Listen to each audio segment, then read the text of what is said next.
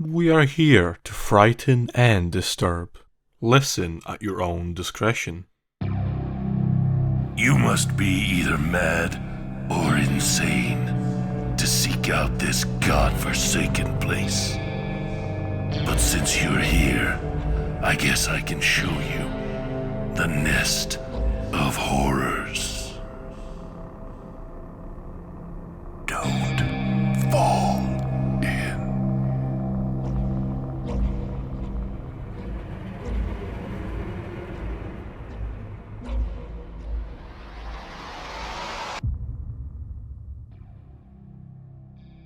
Today's story was written and narrated by Easton Lyons, entitled I Was Just Recruited as an Explorer of Realities, and I Think Something is Seriously Wrong with That Deer, Part 3.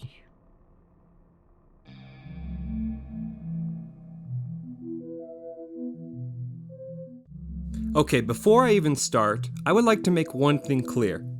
None of this was my fault. With that in mind, I'll start from the beginning. After nearly killing an elderly man by tripping into his ribcage, I was assigned to my permanent home, Ricochet, home of the Palmers. Walking into this little corner of heaven was quite the experience, meeting new friends and getting my first job in Artemis. Okay, remember this isn't my fault, right? Okay, anyway. Ricochet is the closest section of Artemis to the surface, housing half a dozen specialists from around the world.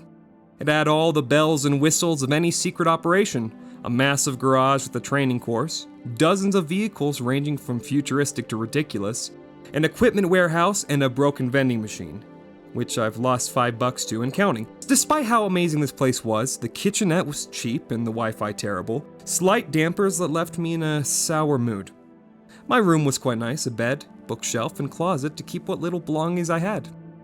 I wouldn't spend much time here though, as this was no ordinary desk job. I left my bags and clothed in my choice of adventuring garb. Tan long-sleeve shirt with sleeves rolled up, brown pants, brown boots, pink fanny pack. Okay, just kidding. And a vest on top to keep things classy. Not kidding. It was during this time that I was introduced to some of the crew. A handful of people whose lives would lay directly in my hands. There was Sailor from the United States, a man who always sported a red ribbon about his waist who assisted with the team's security. Dr. Bronwyn, a red-haired Scottish woman who supported as the team's resident scientist. Rahim of India assisted as a fantastic cook. Annika of South Africa for tech support, and finally the leader herself, June Song of Japan. Each was equipped with the best gear known to man, prepared for anything that could happen beyond our earthly state. Yours truly was tasked with being the team's medic. Perhaps a mistake, but they still chose to hire me regardless. Naturally, I got along quite well with the crew, especially Rahim since he gave me a bag of pretzels. With my hunger sated, we prepared for our first expedition into the unknown. We would enter the mirror, look around, collect samples, and return. It would be simple and ultimately harmless, becoming the first people, known people, to travel through reality. I thought that would be pretty neat, as I was going to be the second documented person, right behind June's Song. As we approached the mirror, the same aura of despair pulsed through our veins. The tingling sensation of terror flowed with an odd sound, an almost musical melody that floated from the two pillars at either side of the mirror. I glimpsed carvings that must have dated from the Stone Age, carvings of figures and beings traveling. Speaking of the Stone Age, I never talked about the librarian. Mean old lady runs the library where I am now writing. You see, they want us to write using monitored computers, yet despite the project's humongous budget, the internet is flaky and the computer resembles a cardboard box rather than a piece of hardware. I first met the librarian quite by accident, as I thought my headphones were plugged in as I bobbed with some fire music. She grabbed my chair with the strength of a lion, spilling me to the floor before screaming in some language I didn't recognize. How she knew I was making a ruckus, I will never know. As she is completely deaf, actually, now that I think about it, she simply doesn't have any ears. The skin is completely flat where her ears should be, and she also has no eyelids. She also smells like rotten flesh and doesn't have any lips. I don't want to sound negative or anything, as I'm sure she has a great personality, but I could have sworn she resembled a troll that stomped on villages for a hobby. Anyways, back to it. There we were, about to make history. Oh wait, the deer! I forgot to mention the deer. Yes, I did see that deer again. It was actually in the library as well, about a week after my first encounter with the librarian. She was watching me like usual.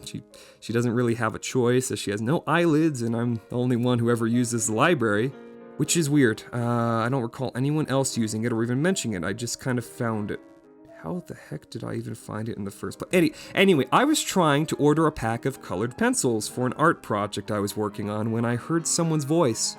Once again, I'm the only one who uses the library, so I was pretty confused. I removed myself from the chair, moved past the now growling librarian, and wandered into the bookshelves. It was dark back there. Darker than sun by a large margin. Flickering lights cast shadows on every surface, seeming to hide something that shifted towards the back wall.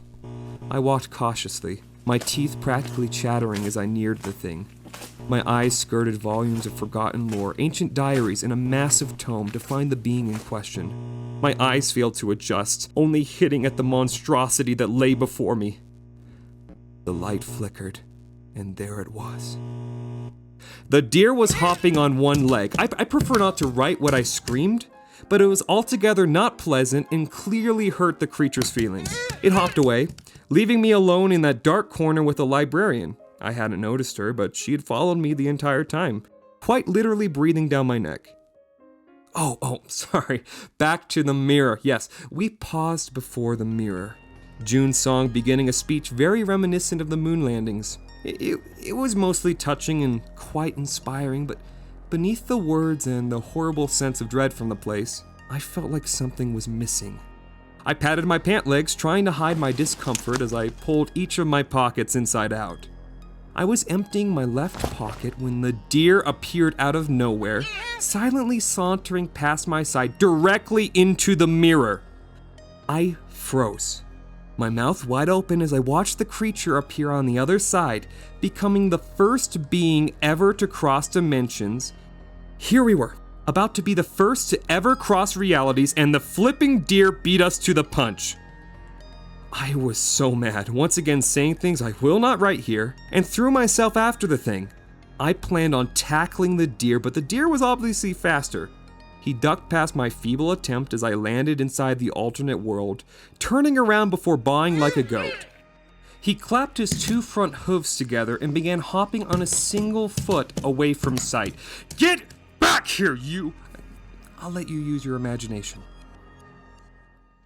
So long story short, I became the first human being to ever cross realities, and it totally wasn't my fault.